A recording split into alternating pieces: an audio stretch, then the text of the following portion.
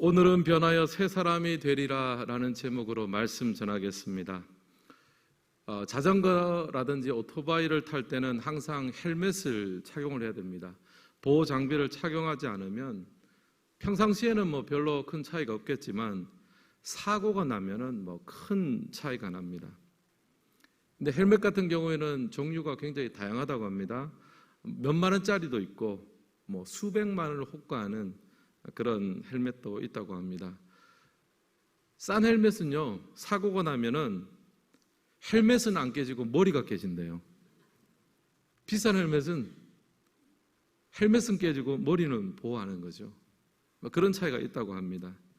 좋은 헬멧으로 우리의 몸을 보호하고 무장하는 것 굉장히 중요합니다.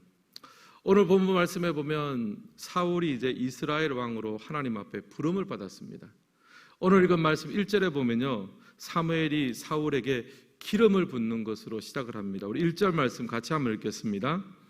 이에 사무엘이 기름병을 가져다가 사울의 머리에 붓고 입맞추며 이르되 여호와께서 내게 기름을 부어사 그의 기업의 지도자로 삼지 아니하셨느냐. 아멘. 지금 이제 사무엘이 사울에게 기름을 부었다는 말은요, 이스라엘의 왕으로 하나님께서 세우신다 하는 것을 보여주는 행위입니다. 아직 공식적으로 왕위에 오르지는 않았지만 먼저 그 전에 개인적으로 하나님이 사무엘을 통해서 사울에게 기름을 부었습니다. 미리 영육간에 준비하고 무장을 하라는 거예요. 왕위에 공식적으로 오르기 전까지 그 기간들을 잘 준비하고 무장하는 시간을 가지라, 그런 뜻입니다. 그런데 이제 사울 입장에서 보면 이것이 갑자기 왜 이렇게 나에게 이런 일이 발생하는가 싶을 거예요. 아버지 심부름으로 잃어버린 나귀를 찾으러 왔는데 갑자기 사무엘을 만나고 또 사무엘이 이런저런 상황 속에서 너를 이스라엘의 지도자로 하나님께서 삼으시기를 원하신다, 기름을 부으니까 깜짝 놀라겠죠. 내가 도대체 지금 나귀를 찾으러 왔는데 왜 갑자기 하나님이 나에게 이런 중대한 사명을 허락하시는가, 스스로도 믿겨지지가 않았을 거예요. 그래서 오늘 이 말씀에 보면요, 하나님은 사울에게 세 가지 증표를 보여줍니다. 내가 너를 이 이스라엘 백성들의 왕으로 택하였노라, 그것을 보여주는 증표, 사인을 세 가지를 알려주었습니다. 그리고 그 증표를 통해서 사울을 이스라엘의 왕으로 준비시키고 무장시키는 역할을 합니다. 여러분, 하나님 믿는 우리 백성도 마찬가지입니다. 우리가 주님의 백성으로 살아갈 때에 또 주의 사명을 감당하려고 할 때 우리에게는 늘 의구심이 있습니다. 과연 내가 이것을 감당할 수 있을까? 내가 내 신앙 하나 유지하는 것도 빡빡한데 내가 무엇을 감당할 수 있을까? 그럴 때마다 하나님께서는요, 우리를 준비시키고 무장시켜 주세요. 오늘 밤 주님 앞에 기도하며 나아갈 때 하나님의 전신갑주로 무장되는 성도님 되시기를 주님의 이름으로 축원합니다. 오늘 본문에 나오는 이 세 가지 증표를 한번 살펴보면서 하나님이 사울에게 무장시켜 주시려고 했던 것이 무엇인지를 한번 좀 살펴보도록 하겠습니다. 첫 번째 증표는 뭐냐 하면요, 라헬의 묘실 곁, 겸손으로 시작하라는 증표였습니다. 우리 1번 같이 한번 읽도록 하겠습니다. 라헬의 묘실 곁, 겸손으로 시작하라. 2절 말씀도 우리 같이 한번 읽겠습니다. 내가 오늘 나를 떠나려 가다가 베냐민 경계 셀사에 있는 라헬의 묘실 곁에서 두 사람을 만나리니 그들이 내게 이르기를 내가 찾으러 갔던 암나기들을 내 아버지가 암나기들의 염려는 놓았으나 너희로 말미암아 걱정하여 이르되 내 아들을 위하여 어찌하리요 하더라 할 것이요. 아멘. 사무엘에게 첫 번째 증표를 이야기하는데, 사무엘이 사울에게 첫 번째 증표를 이야기하는데요, 이제 사울이 집으로 돌아가는 길에 셀사라는 곳을 지나게 될 거래요. 거기에는 라헬의 묘실이 있습니다. 사울이 라헬의 묘실을 지나갈 무렵에 거기서 두 사람을 만나게 된대요. 근데 그 두 사람이 사울에게 어떠한 이야기를 할 것이다, 그 얘기까지 사무엘이 사울에게 해주었습니다. 이 사건이 벌어지면 하나님이 당신을 택하셨다는 증표가 될 것이다. 근데 저는 여기서 이제 이 사건이 벌어질 장소를 좀 주목해 보고 싶습니다. 라헬의 묘실 곁입니다. 여러분, 라헬이 누굽니까? 라헬은 야곱의 부인이죠. 야곱이 라헬을 너무너무 사랑해서 7년을 수일같이 여기더라. 그렇게 사랑하고 결혼해서 낳은 아이가 2명이 있습니다. 라헬이 낳은 2명의 아이 이름이 무엇입니까? 요셉과 베냐민이죠. 여러분, 지난 시간에 기억나실지 모르겠습니다. 사울이 무슨 지파입니까? 베냐민 지파예요. 라헬은요, 이 베냐민을 출산하려다가 죽었습니다. 굉장히 절박한 상황이었습니다. 산모를 살리러 가면 아이를 포기해야 되는데, 또 아이를 살리러 가면 이 난산을 그대로 진행해야 되는데 산모가 죽을 수도 있었습니다. 라헬은요, 출산을 강행했어요. 그렇게 낳은 아기가 베냐민이고, 라헬은 출산하면서 죽고 말았습니다. 베냐민은 어떤 지파냐, 어떤 존재냐면요, 어머니의 목숨값 대신 세상의 빛을 본 사람이에요. 그러니까 베냐민의 존재 자체가 기적입니다. 하나님의 은혜가 아니면 이 세상 가운데 존재할 수 없었던 사람, 그 사람이 바로 베냐민입니다. 그런데 이 베냐민이 태어나고 그리고 베냐민 지파를 이루면서 이스라엘의 역사를 보면요, 이 베냐민이 하나님의 은혜가 아니면 존재할 수 없던 이 베냐민이요, 나중에 좀 힘을 얻고 또 베냐민 지파가 좀 강성해지니까 굉장히 교만해져 버렸어요.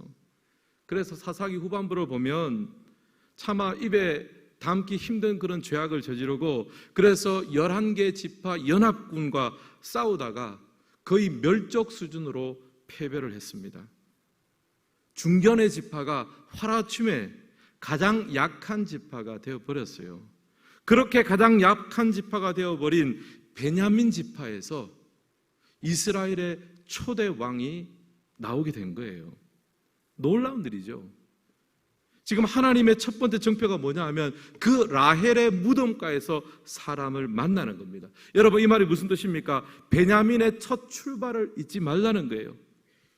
이 땅에 태어난 존재 자체가 하나님의 기적이며 하나님의 은혜가 아니면 살 수 없었던 그 라헬의 무덤가, 그 기적의 자리를 잊지 말라라는 것입니다. 겸손한 마음으로 왕의 자리를 준비하라라는 뜻이에요. 사랑하는 성도 여러분, 하나님은 사울에게 겸손으로 출발할 것을 명하셨습니다. 어미의 무덤에서 태어난 베냐민, 존재 자체가 기적인 인생, 하나님의 은혜를 기억하고 겸손한 왕으로 자신을 준비하라는 하나님의 교훈인 줄은 믿습니다. 여러분, 백두산은 해발 몇 미터인지 혹시 아십니까? 2744m. 어떻게 잘 아냐고요? 찾아보니까 잘 알죠. 한라산은 1950m. 근데 기준이 있습니다. 앞에 다 해발이라는 말이 붙습니다. 뭐냐 하면은 이 지표상에 있는 고도는요, 다 해발 기준으로 잡습니다. 바닷물의 높이를 기준으로 해서 땅의 지표의 높이를 잽니다. 근데 바다는요, 다른 어떤 산이나 어떤 개천들보다 가장 낮습니다. 해발 제로니까요. 가장 낮은 바다인데 가장 낮기 때문에 결국에는 모든 강과 개천의 물들이 다 어디로 흘러들어옵니까? 바다로 흘러들어오는 거예요. 가장 낮은 위치에 있는데 가장 크고 가장 깊은 물을 이룰 수가 있습니다. 성도의 삶도 마찬가지입니다. 우리가 낮은 자리, 하나님 앞에 겸손의 자리를 지키고 자리 잡을 때 하나님의 은혜가 우리 가운데 채워줄 줄은 믿습니다. 그래서 지금 사울이 이제 왕이 되면서 왕이 되려고 하는데 하나님께서 제일 먼저 증표를 어디에 주십니까? 라헬의 묘실 옆에서 네가 산 것은 하나님의 은혜고 이 땅에 존재하는 것 자체가 기적이니까 그 사실을 절대로 잊지 말아야 한다. 여러분, 오늘 이 밤 우리가 하나님 앞에서 기도할 때 겸손의 마음을 달라고 기도했으면 좋겠습니다. 주님의 은혜가 아니면 살 수 없었습니다. 주님의 십자가의 보혈이 아니면 죄와 허물로 죽을 수밖에 없던 우리입니다.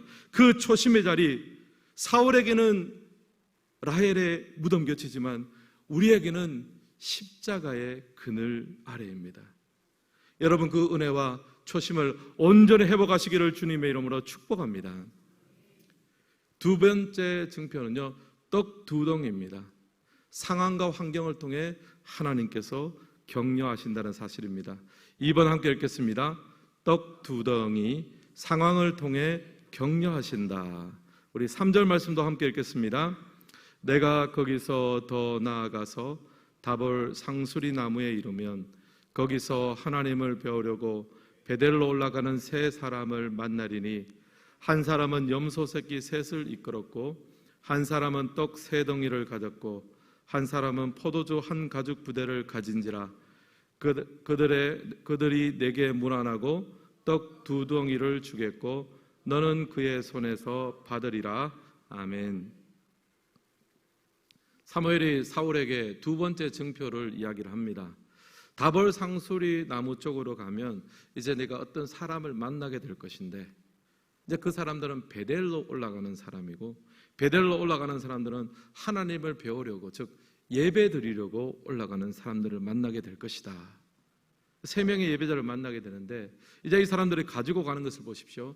염소 새끼 셋, 떡 세 덩이, 포도주 한 가죽 부대. 이제 그 중에 그들이 이제 너에게 떡 두 덩이를 줄 것이다라고 합니다. 예배드리러 올라가면서 그 당시 구약에서 가지고 다니는 떡은요, 진설병을 말합니다. 예배 때 사용하는 떡이죠. 이 진설병은요, 제사장만이 먹을 수 있고 아주 특수한 경우에는 왕도 먹을 수가 있습니다.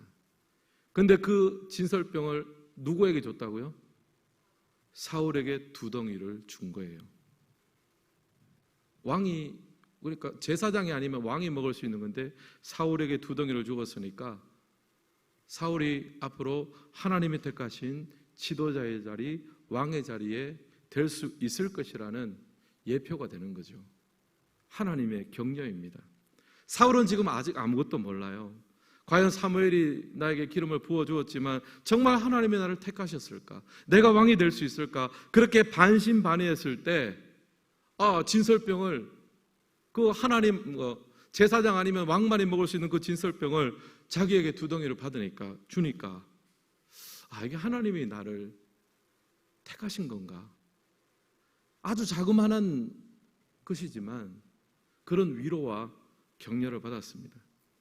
사랑하는 성도 여러분, 우리의 삶가운데 때로는요, 하나님은 우리의 상황과 환경을 통해서 우리를 위로하고 격려하시는 줄을 믿습니다.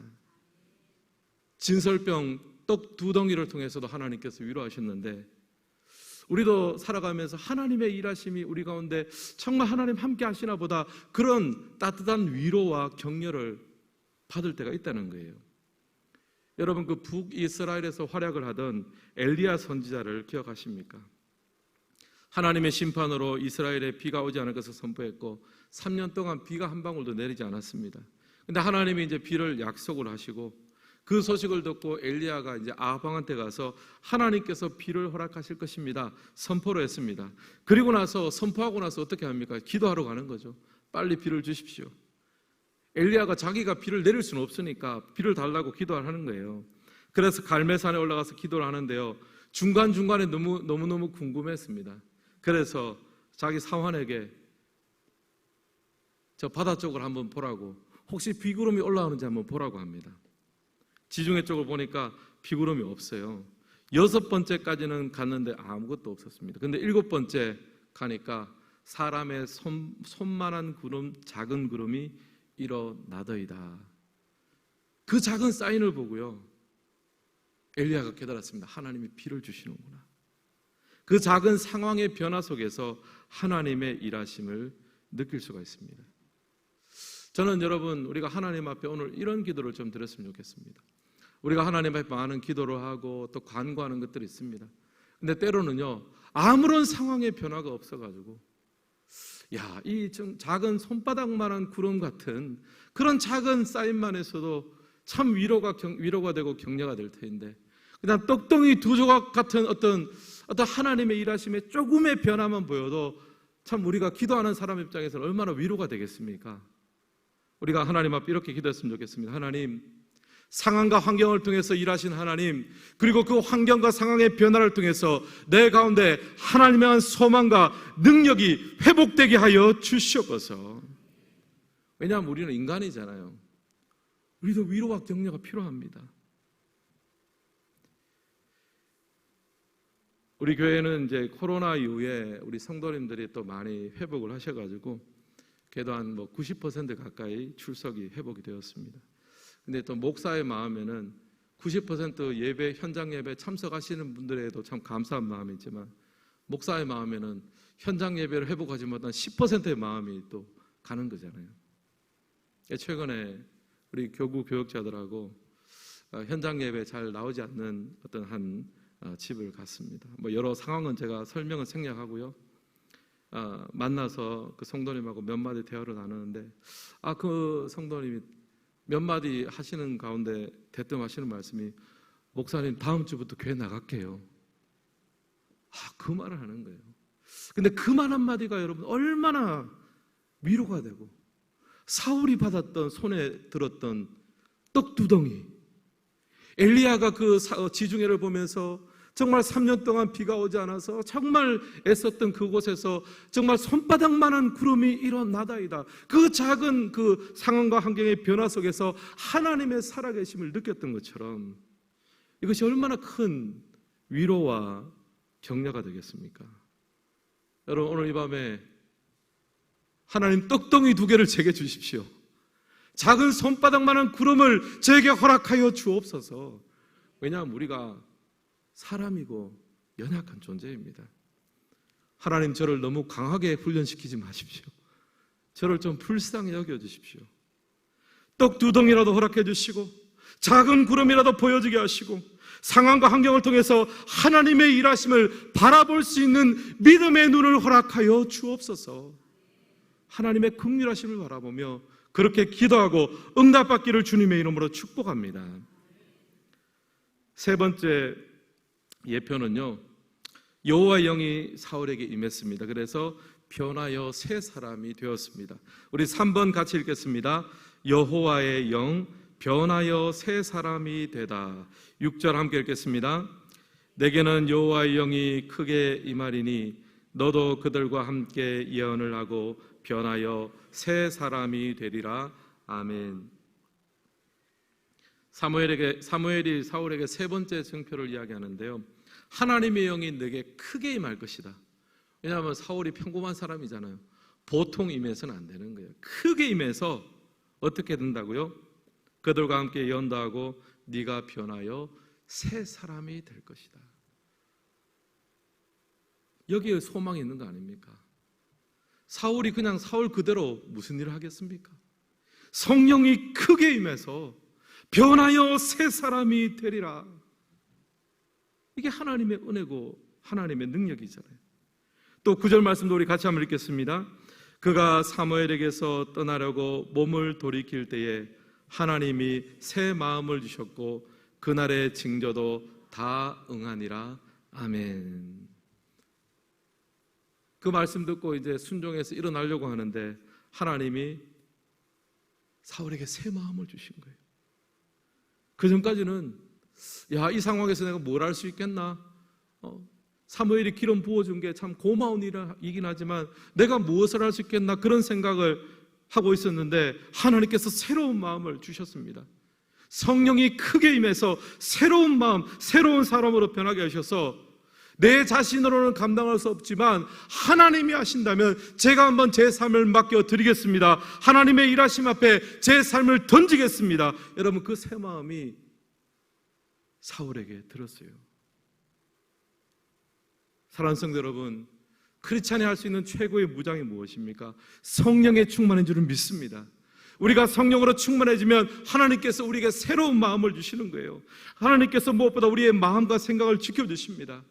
그냥 가만히 있으면요, 사울이 내가 무슨 일로 내가 왕이 될 수 있으며 내가 어떻게 그것을 감당할 수 있느냐, 가만히 있으면 자꾸 무력해지는 거예요. 가정에서도 그러고요, 직장에서도 그러고요, 자꾸 숨고 피하고 싶고 무력해집니다.